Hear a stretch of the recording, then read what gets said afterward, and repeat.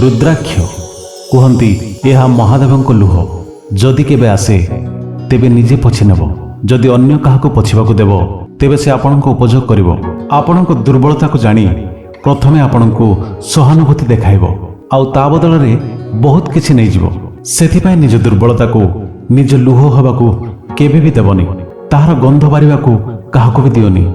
स्वयं निज पई एकांतरे काम करो आउ निज दुर्बलता को निज शक्ति रूपे सिद्ध कर, ठीक महादेव को रुद्राक्ष परी।